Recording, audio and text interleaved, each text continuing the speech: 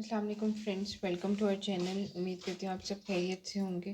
तो आज हम आपके साथ कीमा मटर आलू की रेसिपी जो है शेयर करने वाले हैं। इसमें हमने हाफ कप ऑयल डाला पैन के अंदर हमने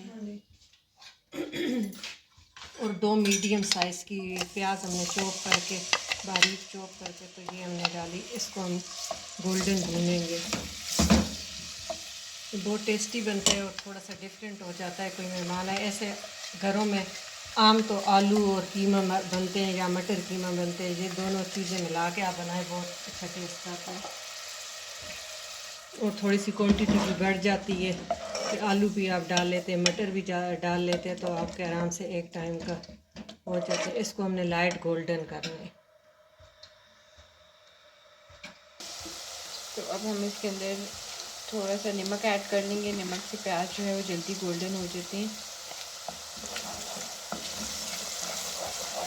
अगर आपको जल्दी गोल्डन करना हो तो बस उसके साथ ही 1/4 टीस्पून आप नमक डाल दें तो प्याज बहुत जल्दी उसका पानी ड्राई होकर गोल्डन साइड पे चले जाते हैं।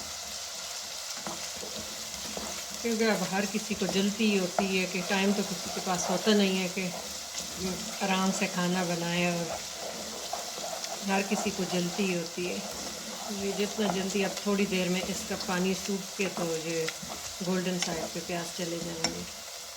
ये देखिए हमारा टोटल 1 मिनट लगे और बहुत अच्छे प्यारे गोल्डन हो गए हैं।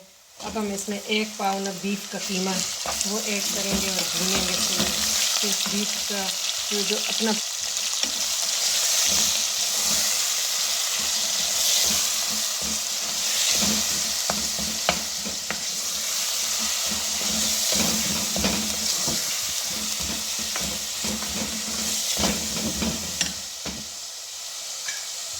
हमने कीमा इसके अंदर ऐड किया था बीफ का, इसको 1 पाव 250 ग्राम। अब हम 1 टेबल स्पून इसमें अदरक लहसुन का पेस्ट डालेंगे।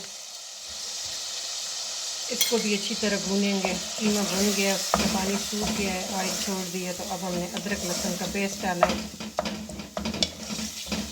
और खूब भूनना है कि कीमे की अपनी एक हींग होती है तो वो अदरक लहसुन के साथ ख़त्म हो जाती है। और ये मसाले हैं,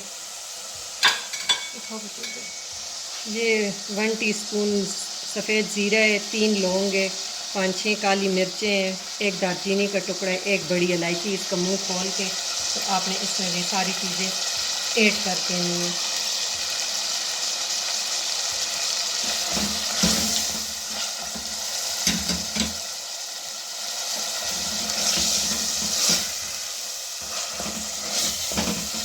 मसाले की भी खुशबू होगी और इसका अपना जो एक स्मेल होती है रो गोश्त की अपनी वो खुशबू सी होती है वो ख़त्म हो जाएगी। जितना कीमा आप लोग अच्छा भूनेंगे इतना इसका अच्छा जायका आएगा। अब हम इसके अंदर मसाले ऐड करेंगे। 1 टेबल स्पून हम इसमें लाल मिर्चें और हाफ़ टी स्पून कश्मीरी लाल मिर्च, इससे कलर थोड़ा सा अच्छा आता है। हल्दी हम 1 टीस्पून हम भर के डालेंगे और धनिया भी 1 टीस्पून हमने भर के डाल दिए, धनिया पाउडर। तो ये 3 मसाले जाएंगे। अभी नमक ऐड करते हैं, ये थोड़ा सा मसाला जले नहीं।